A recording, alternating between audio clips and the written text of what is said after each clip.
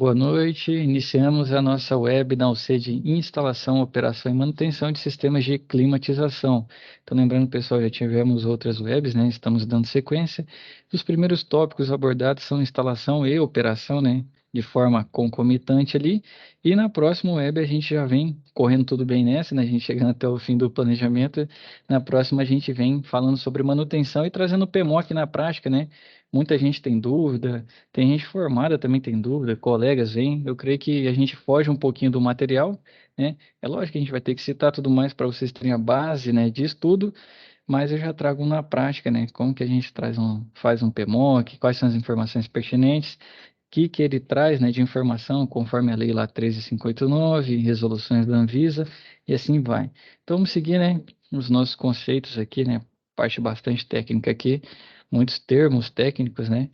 Para instalação e operação. Então vamos seguindo. Então nós falamos do vácuo, né, na última,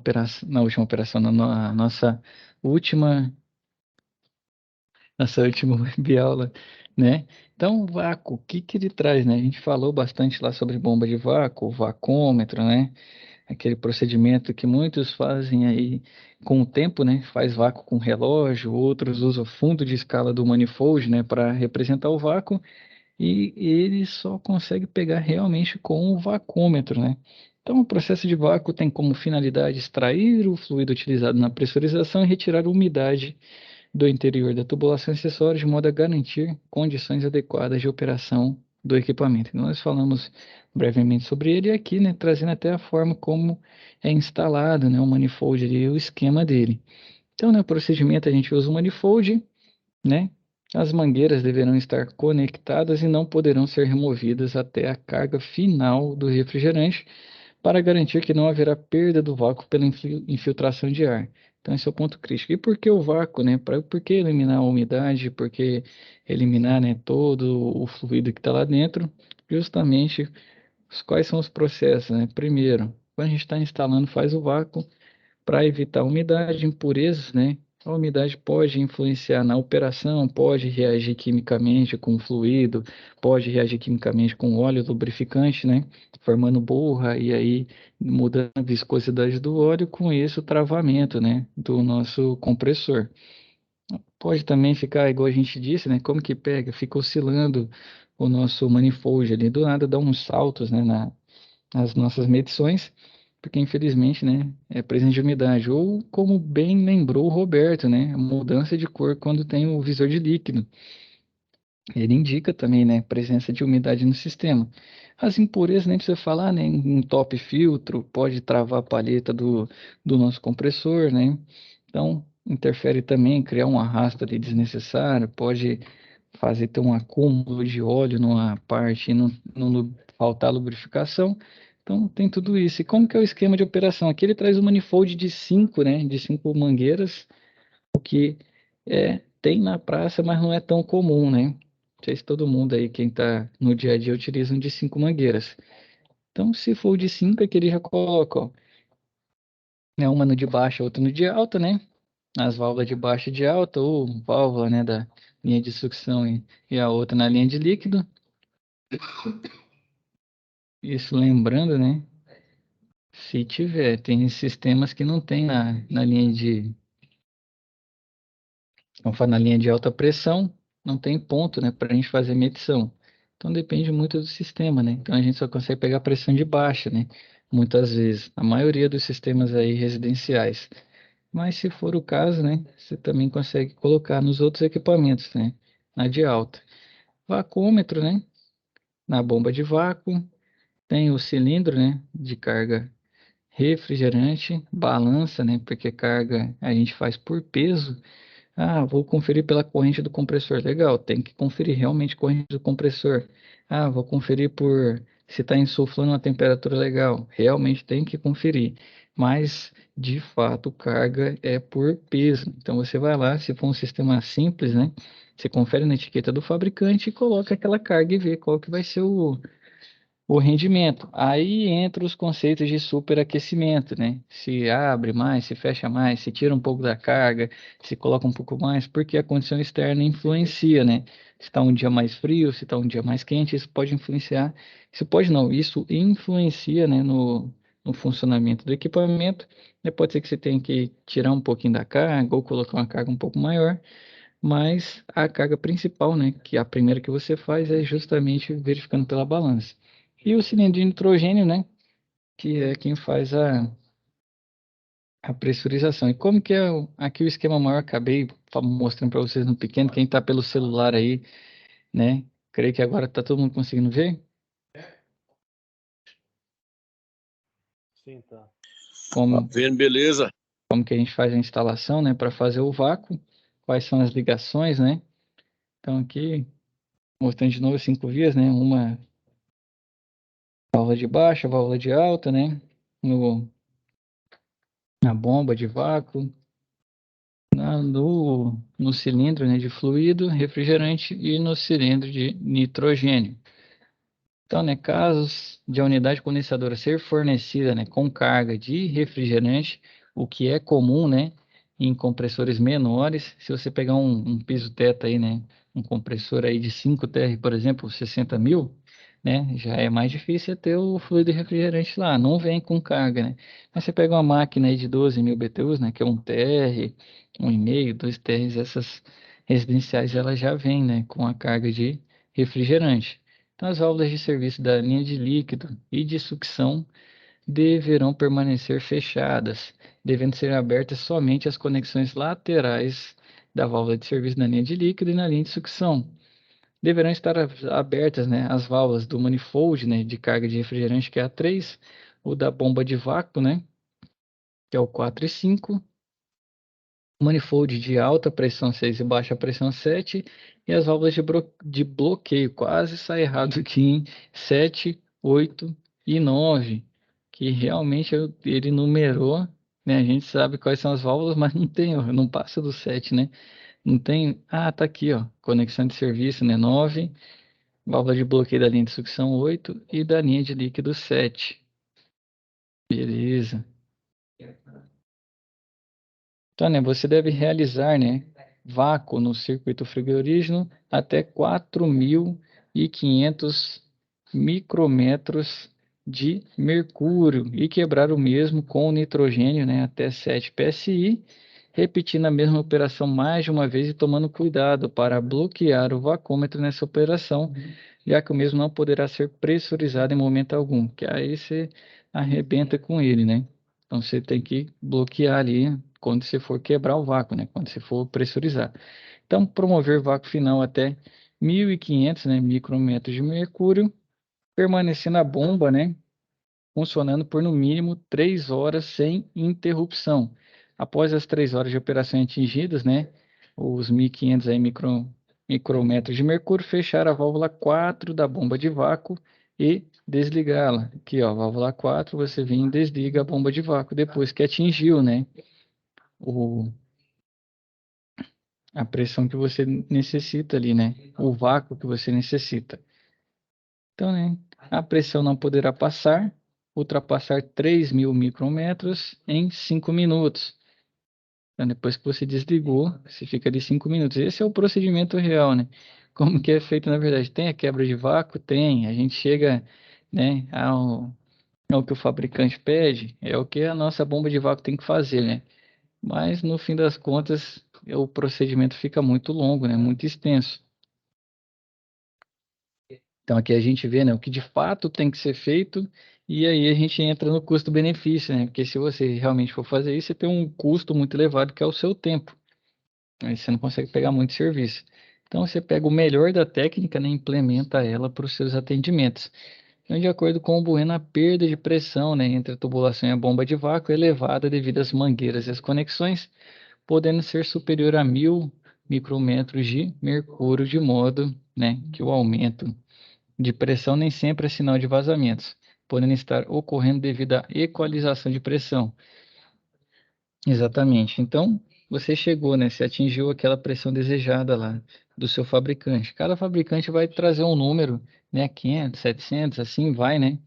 Aqui ele trouxe 1000, já deu como fala, uma colher de chá, né? A bomba não sofrer tanto, mas vai de acordo com o fabricante, ainda mais para quem trabalha com autorizada, né? Que tem que realmente chegar. Lembrando o pessoal aí que não pode mexer lá no sensor do vacômetro, não, hein? Mexer na calibração dele. Sim, Roberto? Tô vendo aí ele falar em 1.000 e 1.500. E a gente trabalha sempre com a margem de 500, abaixo de 500. Exato. Tem aparelhos aí que tem essa faixa de 1.500 aí, de 1.000? Que, assim, que eu já peguei na praça, o máximo é 700, 750. Eu achei estranho. É, aquele trouxe 1000 que ele tá sendo bonzinho, né? Pra gente acabar com o vácuo logo, né? Outra coisa, a questão das mangueiras aí, delas, Hum, no momento do vácuo, elas se contraem com o vácuo, né? uhum, E assim que você termina, quando fecha a válvula, se a válvula for próxima à bomba de vácuo ou vacômetro, ela vai expandir novamente e vai fazer esse vácuo aumentar. Aí exato. aqui entra o detalhe de você gastar um pouquinho a mais, né? Eu comprei aquela válvula ZL que instala bem na saída lá da conexão de baixa. Rapaz, mas é bom. Isolou ali e acabou. Não baixa praticamente nada. Ah, é? Ué, qual que é essa válvula? Deixa eu pesquisar aqui, se eu não sabia, não. A válvula ZL, você conecta ela bem pelo menos os ar-condicionado dá pra usar, beleza. Mas eu acredito que eu nunca trabalhei com equipamento grande, mas eu acredito que dê pra usar também. Válvula É, ZL, o conhecimento dela otimizar. aí. Eu não sabia que o nome dele, eu já tinha visto essa válvula aqui, mas eu não sabia que o nome dela era ZL, Você não. tem outros fabricantes também, mas a que eu achei mais Uhum. interessante foi a ZL. Otimizadora de vácuo, né? Que aí você consegue fechar e segura, né? Ela tem duas válvulas, você conecta um lado no vacômetro e o outro lado você conecta a mangueira de meia, o Deixa eu 3/4. compartilhar para todo mundo ver enquanto você vai explicando aí. Pode ir lá. Aí eu danado aí, ó. Eu tenho essa aí, isso. Aí você conecta lá na válvula de baixa, né? Essa ponta de cima aí, onde está com o mouse em cima, a gente conecta o vacômetro. A minha aqui Uhum. atrás ela é de 3/4. Aí conectou, tem a mangueira de 3/4 aqui embaixo e liga Sim. direto na bomba de vácuo. Rapaz, mas show de bola. Você atingiu o vácuo necessário, você fecha as duas válvulas, aliás, a válvula da bomba de vácuo, isola, deixa só aberto só do vacômetro e deixa eu estabilizar para ver quanto que vai ficar. Não cai praticamente nada. Rapaz do céu, aí sim, hein? Eu já vi ela Pensa mais simples assim, ó. assim aí que é granfino, rapaz. Eu já vi pessoa trabalhando. Não sabia que era ZL, não. Agora você me ensinou um negócio novo, hein? Válvula ZL. Mas eu tinha visto pessoa trabalhando com essa aqui. Esse E Roberto tá safo, hein? é bom demais, né? Por isso que eu sempre peço pra vocês virem na web, que não pode faltar, pô. Sempre tem alguém com conhecimento aí que a gente vai somando, né? No outro dia o colega estava ensinando a gente a soldar alumínio aí, que é realmente difícil, né? Pouca gente aqui, o Roberto já veio ensinando a ZL aqui. Sim, pode falar. O, Deixa eu voltar tem um aqui para menino aí ver. que tem um contato. Tem um contato aí, o Robson. Tem um contato dele aí. Do Pra... cara que ZL. Hum, O Robson é um, não tem Instagram, muitos. bom aí que louco. pega mais barato, né? Eles têm o deles, o Instagram deles. Você já compra direto no Instagram, tem a loja no Instagram lá. Rapaz, eles estão saindo com uma variedade de equipamento lá, moço. Tudo mais ou menos nesse sentido aí, sabe? De facilitar a vida do refrigerista. Eles têm Bacana, muita um válvula. custo, eles têm um custo legal também, não é muito caro, não? Não, até que quando eu comprei a minha, se eu não me engano, né, assim, não sei se é caro, né, mas pela agilidade que dá no serviço e pela qualidade, na época acho que eu paguei R$ 250 na minha. É, Não se achei fizer muito tão caro, não. serviço, vale a pena. Vale 250 a é um bom pena. preço para ganhar tempo. Hoje você não compra desse valor, aí não, Roberto. Hoje é barato, acho que tá 380. Eu tenho já tem quase quase 2 anos que eu comprei meus equipamentos, né? Então já deu uma encarecida boa. Você pega esse crescimento. Mas como o Roberto disse, né? Aqui tá citando 1.000 tá sendo bonzinho, né? O comum nos manuais aí, dos que eu li, né?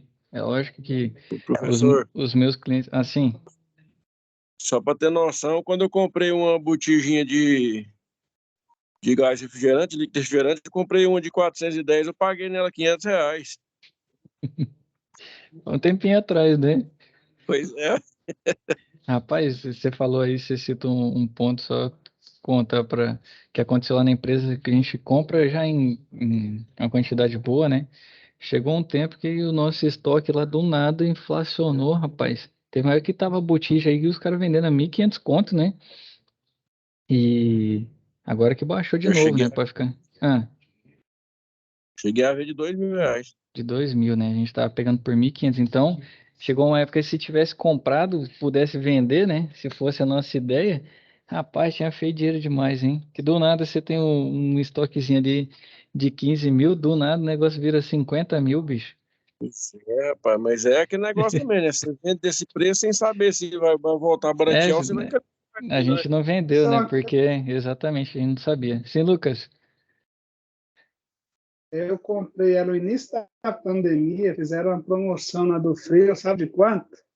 É, R$ 280. 280, né? Antes Fim de desse ano, aumento aí.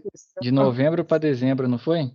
Não, não, não, Foi não?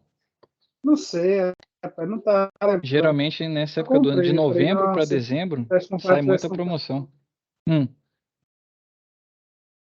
E aí Aí eu pensei, você tinha dinheiro. rapaz, pensou 280 foi para, chegou a 2.000, igual o Roberto achou na praça, né? Então realmente teve essa mudança aí. Mas voltando aqui no vácuo, né? O Roberto citou bem, dos fabricantes que os nossos clientes usam, não são os melhores não, cara, porque sempre é licitação e aí vem menor preço, né? Então eu não li todos os manuais, não. Li de alguns fabricantes aí. Geralmente o pessoal usa muito a Grato, Philco, Electrolux, usa muito, usa pouquíssimo nessas mais caras, que é Midea, né? Usa Fujitsu, só vi em outros clientes, né? Atendimentos externos, os nossos não usam, né? Então, assim, desses que eu citei antes aí, geralmente o máximo que eu vi aceitando, né, para o processo de vácuo são 750, né? Outros pedem 500, que era o mais comum. Hoje em dia estão deixando em 750, eu acho que justamente para ver se o instalador ganha mais tempo, né? E aí o que eu citei para vocês também, que tem gente aqui que tem conhecimento em eletrônica, né? Tem como o cara abrir o vacômetro e mexer na sensibilidade lá na calibração dele. Então não façam isso, hein, pessoal, porque realmente o vácuo é muito importante, vai dar problema depois. Eu sei também que existe essa possibilidade aí, né, de mexer no O cara é vacômetro lá. profissional. Uma Ah, porqueira dessa é mesmo, nem botar na frente, não. rapaz, Deixa eu o acabar cara, a fumaça. o caba tem que manjar, né? O caba tem que manjar para fazer isso, tem que ter uma boa noção. Mas na praça, meu amigo, você acha de tudo. Acho, mas se for gastando dinheiro com vacômetro, você mexendo nele, rapaz, deixa, faz o vácuo sem vacômetro aí. Deixa acabar a fumacinha, tá bom. Mas aí é os cara da autorizada, né? Eles não têm saída, eles têm que fazer o startup da máquina e aí tem que registrar tudinho. Mas aí tá correndo um risco grande também, né? De dar um pau na máquina grande, eles estão enrolados. Exatamente, acontece muito, cara. Infelizmente, não, muito não, né? Porque não é todo mundo tem esse conhecimento, mas acontece que eu sei. Mas vamos seguir então. Aqui trouxe 1.000, mas a gente tem que ler no manual, tá bom? Essa informação aí, né? Ou a empresa vai adotar, né, um procedimento de padrão, né? Aí hoje na empresa a gente está usando 750, né? Quando vai fazer a instalação, caiu muito, né? Nas instalações, os nossos clientes mudaram o escopo, né? A gente ainda tem contrato de instalação, mas diminuiu muito. Também acho que é porque instalou demais nos últimos anos, né? E aí não tem mais onde enfiar. Então, assim, não estou tão safo na instalação porque diminuiu, né? Igual antes fazia várias por dia, né? Mas 750 é o nosso padrão lá hoje, né? Para procedimento de vácuo. Então, no caso, né, de o vácuo ser mantido e aprovado, bloqueie a bomba de vácuo, fechando, né, deixando fechados os registros 4 e 5, né, o 4 aqui, o 5 aqui em cima, né? Aí, além disso, é preciso realizar, né, registrar o valor do vácuo atingido, data e horário no protocolo de teste, justamente aí para quem trabalha com autorizada, né, tem todos esses documentos ser gerados aí, né, o checklist do startup. Então, né, o Bueno recomenda aguardar um período de 24 horas para medir novamente o vácuo, estando ele aprovado, né, se a pressão final não ultrapassar os 3.000, né, microns aí, né, registrar o valor do vácuo, data e hora no protocolo de teste e liberar o equipamento para a carga de refrigerante. Além disso, né, o processo de quebra de vácuo e início da carga, né, de refrigerante deve ser realizado mantendo-se, né, todas as mangueiras conectadas, de modo a minimizar a possibilidade de entrada de ar por meio delas. Então, ele cuida muito do vácuo, né? Então, você tem todo esse trabalho, esse tempo que você aguarda, né, a bomba trabalhar. Então, você não vai desconectar, né? Você mantém tudo conectado para selar o máximo possível aí. E aí a válvula ZL, né, do Roberto lá também vai trabalhar bem nessa hora. Então, outra recomendação importante mencionada, né, por Bueno é a de nunca desconectar a bomba de vácuo para conectar o cilindro de carga refrigerante. Operação bastante comum, né, quando a gente tem um manifold lá só de três mangueiras com os dois registros, né? Então, não é legal desconectar a bomba de vácuo para conectar o cilindro de fluido. E a carga, né? Como que é feita? Então, no caso, né, de o condicionador de ar, né, ser fornecido de fábrica com a carga de fluido frigorígeno no interior da unidade condensadora, o refrigerante a ser adicionado será apenas complementar, correspondendo somente ao necessário em função das tubulações de refrigerante que interligam as unidades evaporadoras e condensadoras. Então, no próprio manual também diz, o fabricante recomenda lá, distância máxima, tubulação 5 metros. Então, se você passar de 5 metros e coloca lá a carga a cada metro a mais, né? Você coloca 100 gramas, né, de fluido refrigerante. Então, a cada 1 metro a mais de tubulação, se você tem 5, já vem com a carga. Se você vai 10, né? Você tem que colocar, se for no caso, cada 1 metro 100 gramas, tem que colocar 500 gramas a mais, né? Na sua linha para que funcione bem. Então, essa informação também é constante no manual. O pessoal usa, né, na praça, usa X gramas a cada metro, como se fosse numa média, né? Mas para quem tá, se não for o seu caso, né, tiver essa bagagem toda aí, e mesmo se tiver também, é importante ler o manual, né? Cada fabricante vai mudando, igual antigamente era 500, agora está em 750 alguns fabricantes. O fabricante vai colocar 100 gramas, outro vai colocar 80 e assim vai conforme o projeto, né? Então, é importante aí dar uma conferida no manual. Então, né, é necessário primeiramente definir na planilha de carga refrigerante a quantidade a ser adicionada no condicionador de ar, registrando o valor no protocolo. Então, esse protocolo, se todo mundo fizesse, seria legal, né? Mas vai tomar um tempo grande também. Então, fica mais restrito ao pessoal que faz startup, né? Sempre de autorizada. Então, posteriormente, deve-se colocar a garrafa de fluido refrigerante sobre uma balança eletrônica, registrando o peso. Então, antes de começar a carga, você registra justamente para acompanhar, né? Quanto de fluido, né, já saiu da garrafa e entrou no sistema. Então, de acordo com o Bueno, né, a garrafa de refrigerante deverá estar conectada desde o início do vácuo, justamente para não ficar abrindo, né, e ter brecha para o ar entrar. Então, caso seja necessário trocar a garrafa, um novo vácuo deverá ser realizado no trecho aberto para a atmosfera. Conectar a, conectar a mangueira de refrigerante. Não é muito comum, não, né? Se for Isso aqui já é muito raro acontecer, né? Alguém fazer um vácuo de novo para troca de refrigerante. É lógico que esse pequeno momento que você vai fazer a substituição tem uma entrada, né? Infelizmente, se você tiver as válvulas certas, né? Colocar várias válvulas, igual o Roberto trouxe, você consegue selar, né? Aquele pedacinho ali, que é muito pequeno e o quanto de ar entrar ali não vai interferir grandemente no seu sistema e fazer a troca. Mas se você não tiver essas válvulas, né? Então você tem que fazer o vácuo ali na mangueira, às vezes a mangueira é muito longa, para garantir, né? Que, como falo, que não tem ar. O certo é isso. Se todo mundo faz, a realidade muito difícil, né? Alguém fazer esse novo vácuo. Mas o ideal é. Então a gente estuda aqui o ideal, né? E a gente vai levando a melhor técnica possível para a prática. Sempre lembrando também de ter o bom senso, né? Muitas vezes vai fazer uma instalação, demora 3 dias, igual tá falando aqui, e você vai receber um valor pequeno, né? Então, muitas vezes, você tem que fazer o melhor com as condições que você tem, né? E você vai pegando a técnica aí, Sim. desenvolvendo o método. Sim, Roberto? Nessa questão aí, no caso de não ter que fazer, aliás, não colocar a mangueira posteriormente, para não precisar de fazer o vácuo, no caso, só pulgar ela não resolve não com o próprio líquido refrigerante? Fala purgar só a mangueira, mas aí vai ter ar, não vai ter jeito. Que é o vácuo vai tirar esse ar que tá dentro dela, entendeu? Pois é, não diga assim, você com uma válvula, por exemplo, você tira sem abrir a tubulação total, né? Só Uhum. uma parte dela, você fazer o vácuo, sem fazer o vácuo na mangueira, pulgar, conectar no cilindro lá e pulgar na ponta antes de conectar na válvula lá, já resolve o problema, não? Eu tô pensando se essa purga vai ser eficiente, né? Pode ser que resolva. Aí tem que testar pra gente ver.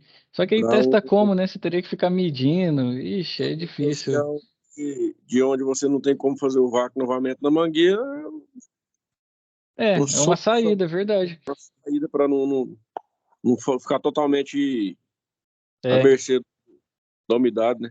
exatamente. Aí você tem um ponto mesmo. Se não der pra fazer, né? Exatamente como ele disse, aí sim, né? Você vai fazer o melhor. Você levou bem o conceito ao pé da letra, né? Você vai fazer o melhor, né? Vai usar a melhor técnica dentro da condição que você tem. Ah, não tenho tempo para fazer isso, não dá para fazer um novo vácuo. Então, você já vai implementando, né? Conforme o Roberto deu o exemplo, né? Uma técnica que, de certa forma, não chega no 100%, mas chega próximo, né? Então, ali você já é melhor do que nada, né?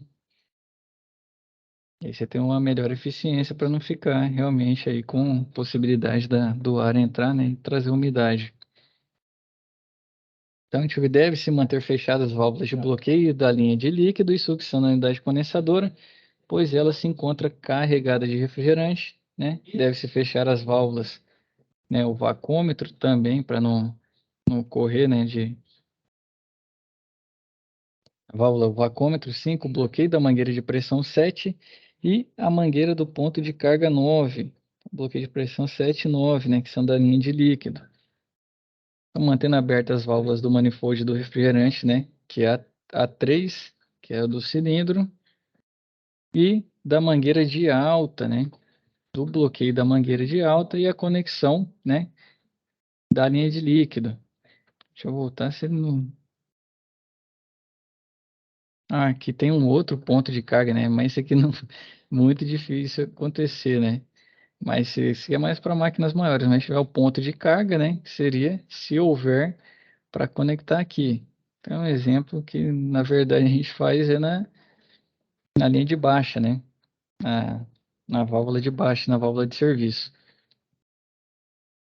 Então, né, você abre a válvula da garrafa de refrigerante somente após ter confirmado o vácuo mínimo de 1.500 no trecho aberto para a atmosfera. Nunca purgar a mangueira com refrigerante. Aí, Roberto, na prática ele não deixa, né? Lascou. Porque ele pede o vácuo, né? Por isso que ele pede para não fazer isso, entendeu? Que o cara fala, pô, vou purgar aqui, não vou fazer o vácuo, né? Mas igual você disse, muitas vezes não tem como fazer e a gente usa a purga. Mas Tem gente que faz pior. né, nem vou me entrar nesse mérito, não, que aí eu tenho uns casos com fotos ainda, né, para mostrar aí de coisa em instalação que realmente é fora da casa, né? Então a gente traz essa informação, ele pede para não purgar, porque ele quer que faz o vácuo, mas se não der para fazer o vácuo, né? Então é o ar existente no trecho da mangueira foi previamente evacuada durante a abertura da válvula 3 no processo de geração de vácuo do sistema. Então, a carga de refrigerante adicional será então introduzida no sistema. O processo poderá ser iniciado após a carga adicional de fluido, o processo de teste e a operação do sistema, colocando em funcionamento as unidades. Você liga, se liga a elas, né? De acordo com o Bueno, os equipamentos que operam com válvula de expansão termostática poderão ter a carga de fluido frigorígeno verificada por meio do sub-resfriamento. Então, máquina pequena a gente não consegue fazer porque falta a válvula, né? Para a gente pegar a pressão de alta, que é com ela que faz o sub-resfriamento, né? Então, como infelizmente não tem como fazer, só as máquinas maiores, né? Então, verificado por meio de subresfriamento da linha de líquido, entre 5 e 10, tem locais que usam entre 3 e 7, depende muito, igual a gente falou do superaquecimento, onde você está pegando a temperatura, né? Então, você tem que pegar na saída ali da condensadora, o mais próximo possível da saída, então usa entre 3 e 7. Se deixar já andar um pouco mais, né? Passou meio metro ali, você já vai usar entre 5 e 10, e aqui ele traz o superaquecimento entre 8 e 12. A gente usa 7 e 11, né? Na saidinha da evaporadora, né? Pega a temperatura bem na saída mesmo, 7 a 11. Se pegar mais longe, a gente aceita até 15, né?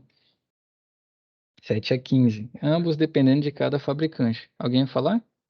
Só uma observação, professor. Sim. Passou o tempo aí, mas. Não, falar, não tem que falar. Hum. Além da equatorial acabar com a minha energia, vai acabar com a camada de ozônio, professor? Rapaz, aí nós vai ter que pegar o Roberto no fim, pode ser? Vamos pegar ele? Pode, Ai, professor. deixa mais pro fim, vou desabafar com vocês. Não, então fechado. No fim, aí eu paro de gravar, a gente vai trocar ideia sobre esse ponto aí. Não deixa passar não, tá, Wellington? A natureza agradece. Fechado, então. Então tá marcado. E quem quiser ver esse debate também depois da gravação, né, da gente encerrar a gravação, pode ficar, tá convidado. Por isso, tá escrito aqui, ó, nunca purgar a mangueira com refrigerante. Ah, é. Então, no superaquecimento, né, que vocês já viram lá até, vocês pontuaram da última vez, né? Vocês estão craque demais aí no superaquecimento. Então fica 8 a 11, né? Na saidinha da evaporadora, deixou passar mais um meio metro ali, você vai de 7 a 11, né? Vai de 7 a 15 aí para pegar o superaquecimento também, né? Já mais distanciado, porque tem uma diferenciação na temperatura. Então, ambos dependendo de cada fabricante. Também no manual, a maioria não tem para máquinas menores, isso aí você vai encontrar já manual de máquinas maiores, né, centrais, geralmente o cara traz essa informação. Mas alguns fabricantes, né, de máquinas residenciais também traz essa informação aí. Então é legal vocês fazerem a leitura, né? Não sei se todo mundo já teve essa curiosidade de fazer a leitura do manual. Lá tem muita informação bacana, né, que muitas vezes a gente quebra a cabeça para achar e lá tem. Então, para as unidades com capilar orifício, é obrigatório, né, remover toda a carga de refrigerante e efetuar uma nova carga por peso, né? Como eu disse para vocês lá, o peso é quem manda, né, na carga de fluido, principalmente. Aí depois vem as outras informações, né, que a gente falou de corrente, de temperatura de insuflamento da máquina e assim vai. Então, as unidades, né, VRF possuem um sistema de autoanálise que indica se a carga de refrigerante está completa e, nestes casos, basta completar a carga de fluido seguindo as recomendações do próprio equipamento. Você também traz, né, quando você pega um VRF, geralmente tem um manual do projetista e lá atrás, né, qual é a carga adicional, né, naquela linha, naquele sistema, porque isso aí, quando a pessoa vai fazer o projeto, ela traz essa informação também, né? Que você já dimensiona de acordo com as refinetes, de acordo com o tamanho da tubulação, qual tubulação vai ser, posicionamento, né? Altura, desnível, tudo mais. Então, quando ele faz o projeto, ele leva essas informações, seleciona tudo e, e já traz, né? Esse diagrama. Geralmente, quando vocês encontrarem, vai ter lá no manual de operação qual que é a carga adicional. E aí, após a realização da carga de fluido, faz-se necessária a colocação do equipamento em operação. Para isso, devem-se seguir rigorosamente as instruções do fabricante para a partida inicial, registrando todos os parâmetros medidos, né, com a assinatura do responsável. Então, isso aí vem da questão do startup, né?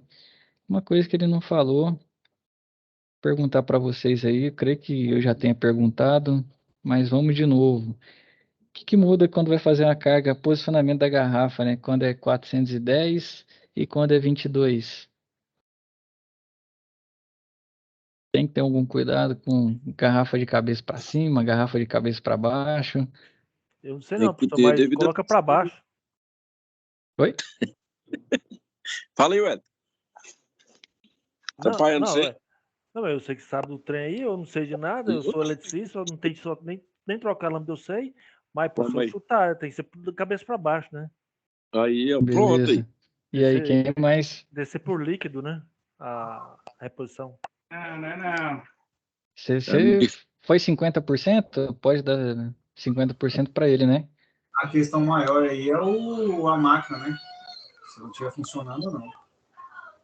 E aí é onde, em que ponto você vai colocar a carga?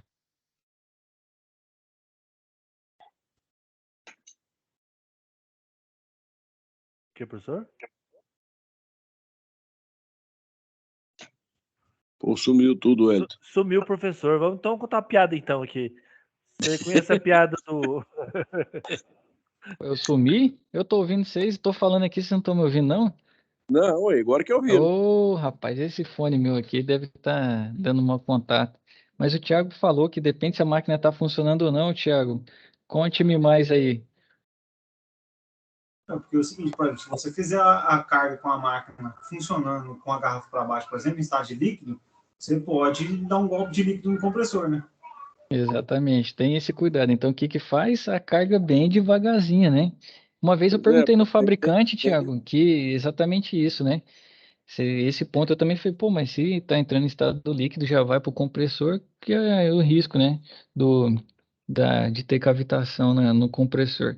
Aí ele foi explicando como a pressão sobe repentinamente, se você fizer a carga bem devagar, né? Você abrir de uma vez lá para injetar um volume muito grande de fluido, no momento que ele entra na tubulação ali, ele troca de fase muito rápido. Aí é uma informação que eu estou repassando. E como eu não tenho uma mira, uma visão a laser para ver se realmente isso acontece, né? Mas eu já ouvi isso da boca de. Não é fabricante, é funcionário da empresa fabricante, né? Funcionário da Hitachi, engenheiro de campo.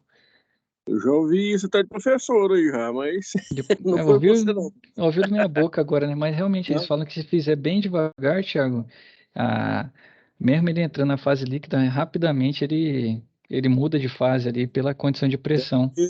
eu tenho o próprio 410, ele é uma mistura, né? E se você É, fizer virar de boca para cima, ele não vai a mistura para dentro do sistema, ele vai em uma parte maior que a outra. por E isso se que o fizer Wellington. Ah, baixo, ele vai pra mistura total, não é isso? por isso que o Wellington ia ganhar meio certo, né? Porque o 410 realmente ele precisa que seja feito na fase líquida, porque ele é o blend, né? E aí Uhum. as temperaturas de evaporação dos diferentes componentes que tem lá são em diferentes temperaturas.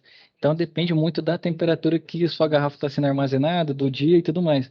Pode ser que um já está em fase gasosa maior do que o outro, e o outro está em maior concentração líquida. Então por isso que sempre que vai fazer, é aconselhável fazer ele na fase líquida, o 410. Por isso que é normal vocês verem o pessoal fazendo de cabeça para baixo. Nesse caso, o R22 pode ser dos dois modos, para cima ou para baixo? Geralmente o R22 vai cabeça para cima mesmo, né? Para aí entra o ponto do Thiago. Mas eu já vi cabo falando, não, ok, eu vou fazer na líquida que é mais rápido, né? Tem muito cabo falando, não, que aqui vai mais rápido e tal. Mas ele geralmente faz cabeça para cima, né? Conforme o que o Thiago disse. Aí o conceito dele é o que está nas leis das propriedades dos gases, né? Então faz ele no gasoso mesmo, conforme o Thiago disse.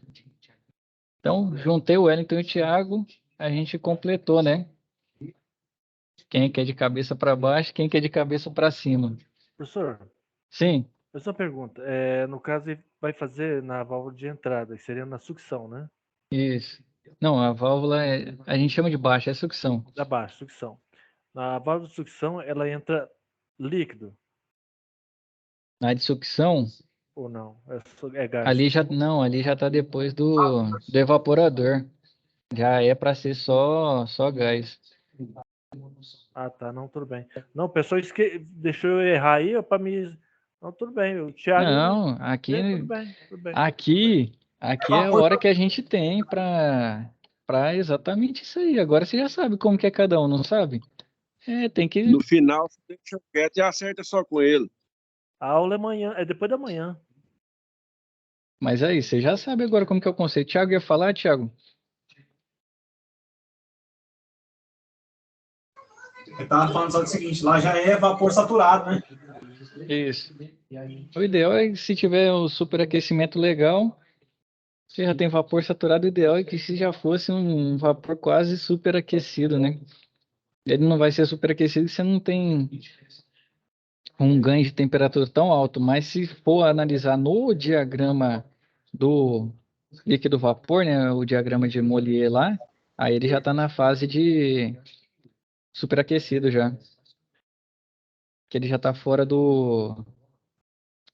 da curva, né, de saturação. Quando faz superaquecimento, você leva ele para fora da curva de saturação, ele já tem título 1, né? Então aí já não está mais saturado. Mas na prática ele está saturado ainda, infelizmente. Muitas vezes a evaporadora não funciona tão bem, né? Não consegue converter tudo para gás. Aí ele fica com esse vapor saturado lá. Só colocando um ponto aqui, Sim, Thiago. alguns equipamentos, igual, por exemplo, eu tenho uma máquina de picolé. Quando a gente, quando a gente vai fazer carga nela, de fluido, você faz ela direto na cabeça do compressor. Por isso que você tem que ir fazendo esse mesmo processo, devagarzinho, para ele não dar, sabe? E no estado gasoso, né? Na verdade, a gente faz ele no estado de líquido mesmo, só que faz devagar, sabe? É porque o choque é tão grande, né? Que não tem como ele ficar líquido lá. Ainda mais você fazendo devagar, rapidamente ele expande. O problema é que no ciclo, né, a carga é um volume grande. E aí, se ele não funcionar bem, né, por isso que a gente fala, tem um risco do golpe de areia, de cavitar, tem várias formas de dizer, né? Que é entrar o líquido no compressor. Então, assim, o volume lá é grande. Aqui, fazendo a carga bem pequena, né, um volume de entrada bem pequeno, você garante ali que o choque, né, que ele sai da temperatura de dentro da garrafa ali, pressurizado dentro da garrafa e vai para boca do compressor ali, né, que a pressão já é maior e a temperatura bem maior, ele rapidamente troca de estado físico. E, por exemplo, a gente tem até um ponto que eu mesmo tenho dificuldade, porque apesar do ciclo ser o mesmo, e que algumas partes ser as mesmas, mas na refrigeração industrial, por exemplo, muda muita coisa, principalmente a seleção do gás, por exemplo, caso você fazer uma carga de fluido, ou para você fazer uma manutenção do equipamento dessa, você perde praticamente o gás todo do sistema. Eles não é igual ar-condicionado, as válvulas para abrir e fechar o sistema, você não tem um condensador que recolhe para dentro, você não tem essas características que o ar-condicionado convencional tem. E o problema da refrigeração, você está falando, a gente estava mexendo com a câmara, infelizmente era de guardar cadáver, né? Mas falta muito isso, né? A gente sempre tenta dar umas adaptações, né, nessas condensadoras que vêm para facilitar a manutenção, mas falta muito disso mesmo, Thiago. É muito bronco, né? O fabricante entrega um negócio assim, para ser robusto, é para durar muito tempo, para rodar 24/7, né? Mas falta um pouquinho assim de pensar no cara que vai fazer a manutenção depois. Faltam as válvulas ali nas posições estratégicas, né? Infelizmente aí você perde tudo, ainda mais porque a pressão que trabalha, né? Dependendo da sua câmara fria aí, como fala? Rapidão, entra impureza, né? Porque ele trabalha com uma pressão menor que a atmosférica. Aí qualquer vazamento, qualquer coisa, ele praticamente suga, né, o ar de fora e vira uma mistura que é só choro e vela, né? E um detalhe que é o seguinte, né? O custo de manutenção fica muito alto, porque qualquer tipo de manutenção que você vai fazer no equipamento, por exemplo, você vai mudar o equipamento de lugar. Você pode ou recolher com a recolhedora, mas o que quase ninguém tem recolhedora, né? Ficou muito caro, né, a recolhedora. Um detalhe também sobre o procedimento de vácuo aí, ó, esses sistemas que, por exemplo, que tem válvula solenoide, que tem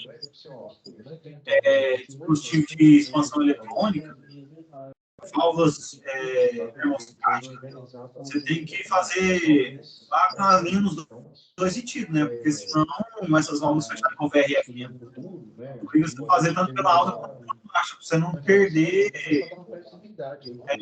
Porque às vezes não dá passagem, né? O fechamento de válvulas eletrônicas. Às vezes você não consegue conferir todas as posições de válvula, né? Então, se a máquina desligou igual uma central, desligou, a solenoide fecha, né? Para ela fazer a pressão subir, o termostato desarmar Fala. Pressão subir, não. Depende da posição do termostato, mas a pressão cair, né? E aí o termostato desligar o compressor. Então, quando você for fazer o vácuo e estiver fechado, meu amigo, você vai ter que fazer um vácuo parcial, né? Você faz um pedaço, outro pedaço, outro pedaço, porque a válvula está bloqueando.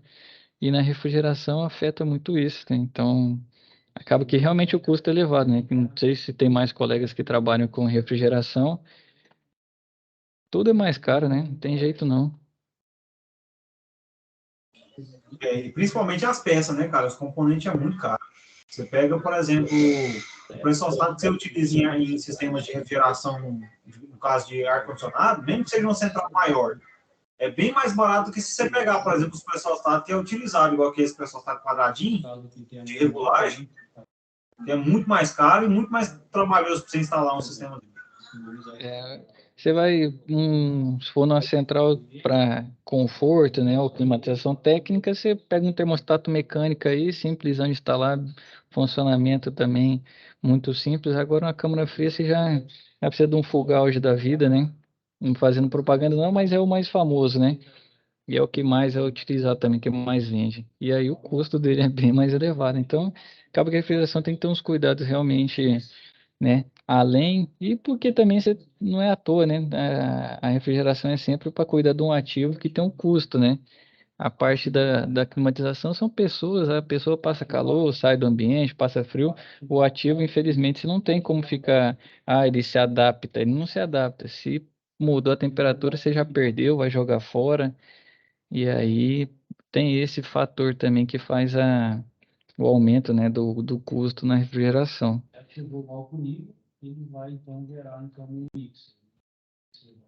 Certo? Certinho. Então, bora aqui seguir recuperação, né? Quando a gente tem fazer recuperação e contenção, né, desses fluidos, por que que isso é importante? O Thiago frisou um ponto que realmente é um empecilho, né? Porque a gente não pode jogar esse fluido fora, né? Para a natureza. Não tem fiscalização, mas isso aí dá um problemão ambiental, né? É algo que todo mundo entra nesse ponto, até que os gases têm aquele GWP, né? Que é o índice lá de ataque, né? A camada, o aquecimento global, e tem o OPT, que é o depreciação, é ODP. Agora me fugiu as letras, mas é índice de depreciação à camada de ozônio. Então eles afetam tanto no efeito estufa, no aquecimento global, né, quanto a camada de ozônio. Então a gente não pode descartar ele, infelizmente acontece, eu sei que acontece, né, mas o ideal é que a gente sempre recolha. A recolhedora é cara, salvo engano, acho que está em torno de 5 ou 6 mil reais. Não sei se alguém pesquisou nesses últimos dias aí. Uma recolhedora. É de 4 a 5 mil aí a média de mercado aí. Tá de 4 a 5, né? Então deu uma barateada. Esse tempo atrás a gente foi comprar, tava entre 5 e 6, uma recolhedora. E assim, é um custo elevado. É lógico que a gente faz muito serviço, né? A gente tem duas lá, e o pessoal está sempre utilizando. Mas, se falar, Thiago, Fora o cilindro. fora o cilindro, que também tem um custo, né? E aí você tem que ter vários cilindros, porque você tem vários tipos de fluido, né? Você não pode ficar usando um fluido ou cilindro de um para o outro, porque pode contaminar. E as reações químicas que acontecem lá com o óleo lubrificante cria borra e infelizmente você perde seu sistema. Então, tem tudo isso, mas o ideal é que a gente sempre recupere esse fluido, né? Faça a contenção deles. Então, né, são procedimentos que correspondem à retirada de fluido refrigerante do circuito, armazenando em recipiente específico, né? Você tem que ler todas as informações referentes à segurança, manipulação de refrigerante. Isso aí tem, não sei se vocês ganharam aí no Senai, tem um manual de boas práticas, né? Justamente que traz informações, protocolo de Montreal e tudo mais. Então, nunca trabalhe em um local com risco de explosão, né? E use sempre óculos de segurança e EPIs. A área também sempre bem arejada. Use somente cilindros aprovados, porque questão de pressão, né? Você pode acabar ali causando uma explosão. Então, nunca exceda a pressão de trabalho de qualquer cilindro. Infelizmente, isso aqui já aconteceu, né? Já ouvi essa história aqui. Teve um estrago grande, né? Se exceder, aquilo lá vira quase uma bala, né?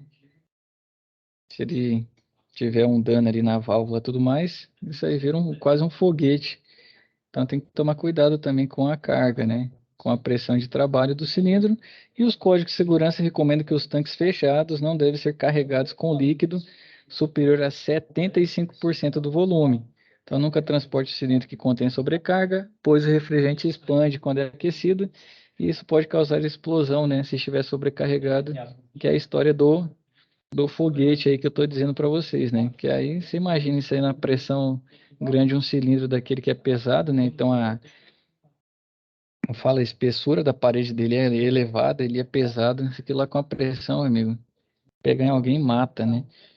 Vai arrebentando tudo. Então é um risco que é bom evitar. Isso se ele não explodir, né? Se tiver um agente ali para fazer o triângulo do fogo, né? Para ter explosão. Então, de qualquer forma, os danos que um acidente desse causa são grandes. Então, o recolhimento, né, aqui já é um procedimento de operação quando você não tem recolhedor ou quer fazer algo rápido, né, assim como o estudo de caso lá do Wellington, né. Então, o recolhimento de óleo lubrificante deve ser realizado em processos de manutenção no compressor ou no circuito de refrigeração e climatização. Esse é um ponto importante. Já entrando um pouquinho na manutenção, muitas vezes a gente chega, né, e vê que teve um vazamento grande na linha e perdeu bastante óleo. Então, muitas vezes você tem que realmente sacar, né, esse compressor, vamos dizer que ele ainda funcione, mas tem que sacar, sangrar ele, né, deixar ele lá igual morcego, sacar, pegar o volume de óleo que foi recebido, né, que você conseguiu retirar dele, para ver qual que é o nível que está e quanto você repõe, né? Porque querendo ou não, abaixo o nível de óleo também influencia aí no desgaste prematuro do compressor. Então, dependendo muito do caso, se for algo específico e realmente der para você fazer, né? Você tá, não sei se realmente o nível de óleo ficou legal ou não.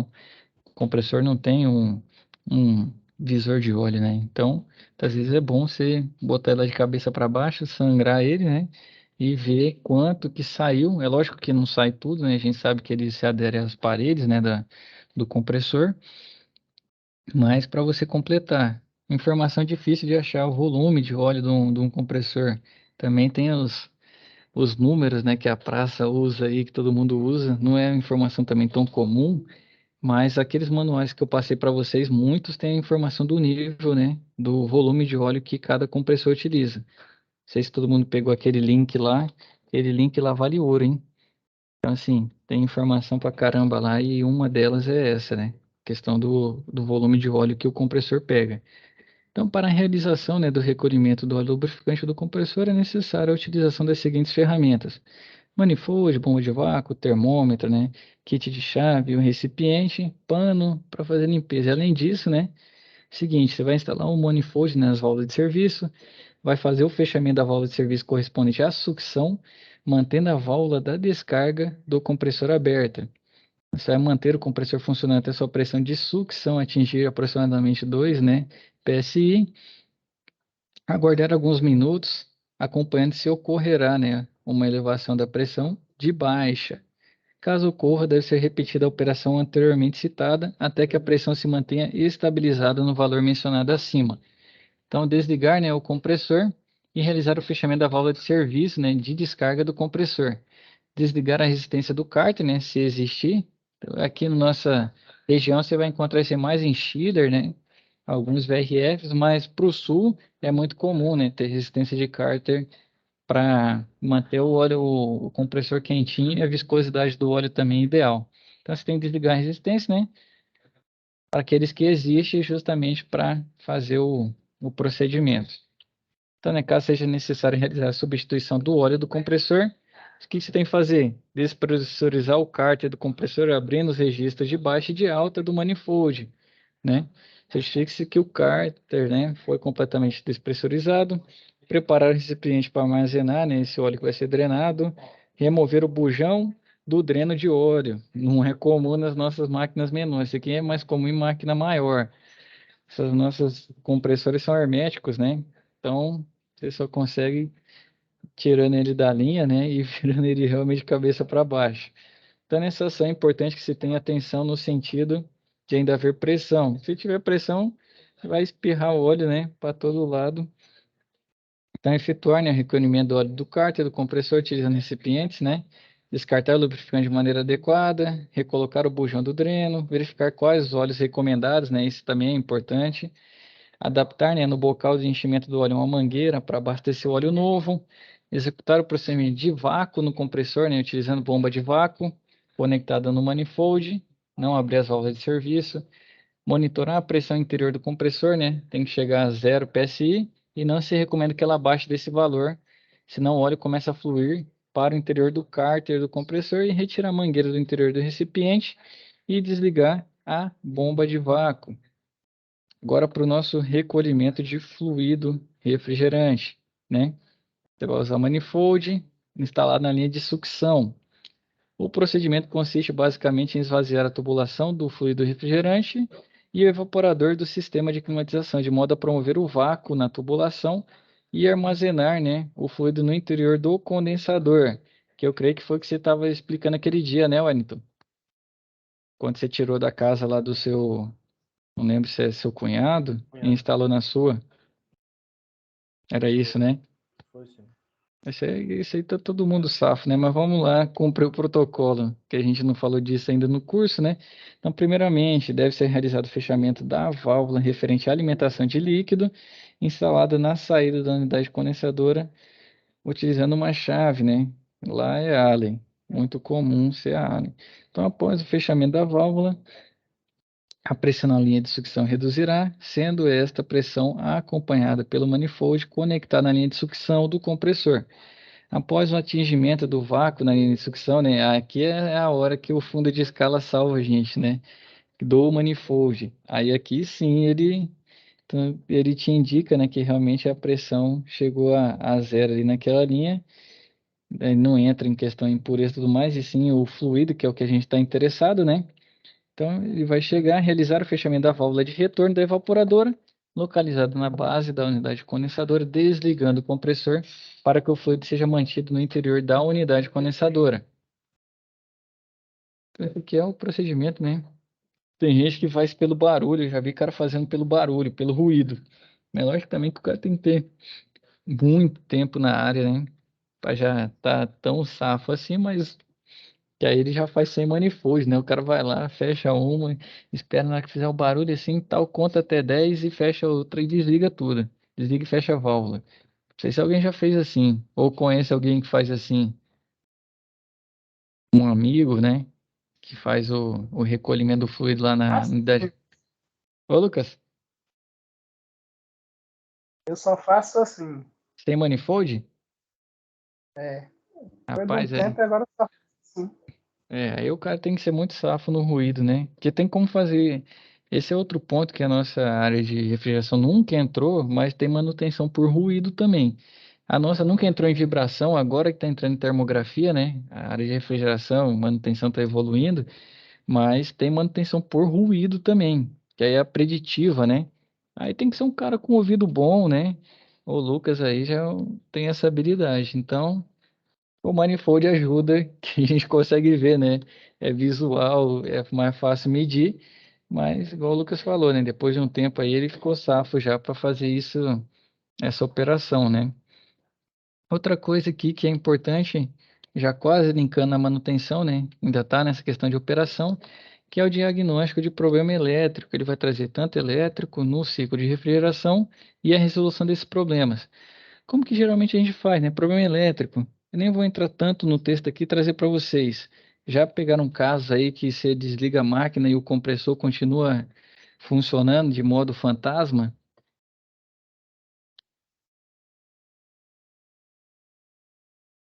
Vai lá no controle e desliga. Você vai lá e desliguei a máquina e o compressor continua atorando. Quem já pegou um caso desse aí? Sim. Já Um pegou, né, Lucas? monte. Um monte, né? Então, se vocês não pegaram, muito provavelmente vocês vão pegar, gente. Então, o que acontece? Cola, o Thiago ia falar. Para falar, Thiago. Os relé, né?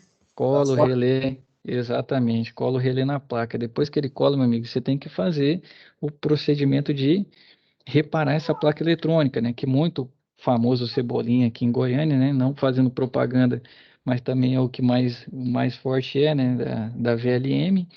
Então, você precisa fazer o reparo, né? Se tiver uma noção de usar a solda ali, né? Uma mais minuciosa, você pode trocar o relé também. Mas aí você tem que trocar esse relé porque ele cola, né? Colou o relé na placa lá, o compressor não para de funcionar conforme a operação do controle.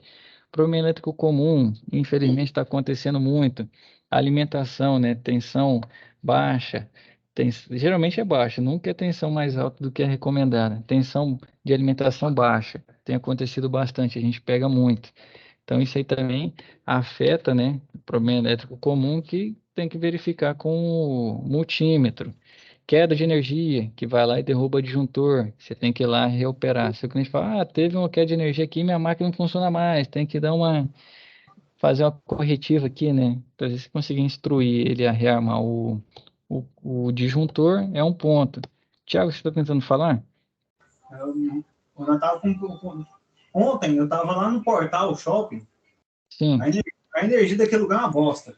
É canseira. Nós já trocou máquina lá desse cliente nosso lá 3 vezes.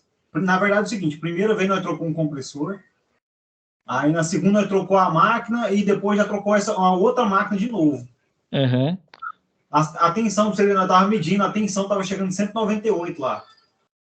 198, né? Eles falam que é 10% de admissibilidade máxima, né? No caso, para uma. O compressor só roda no range de 10 para mais ou para menos. Mas você imagina, ela vai trabalhar, se ela estiver rodando com 198 igual estava lá, ela vai queimar. Ela pode até rodar, mas vai rodar com corrente lá em cima, no talo.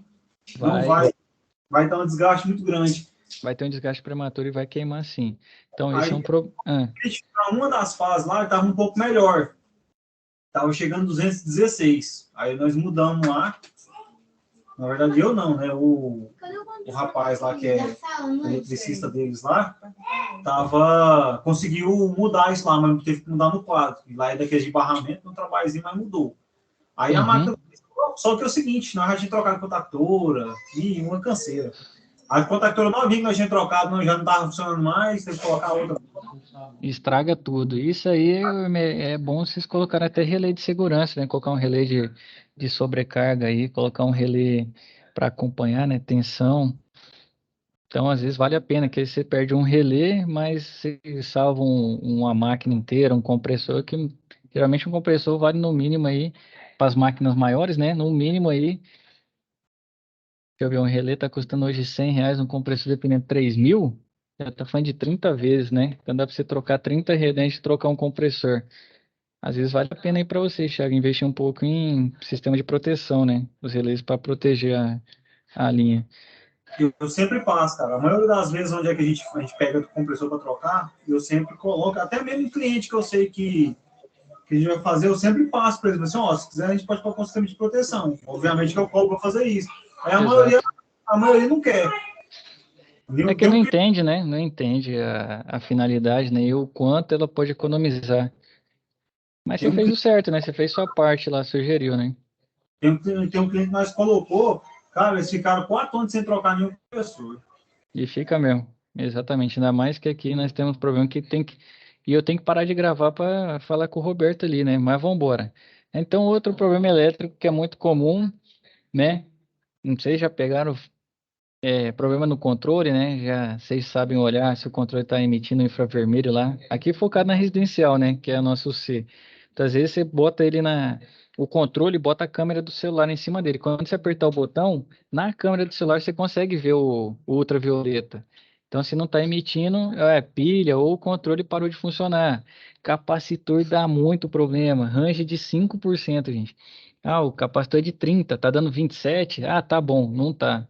Se o range é 5, é 28,5 até 31,5. Se ele tá 28,6, 28,7, troca. Não vale a pena manter, porque você pode ter uma corretiva aí por bobeira.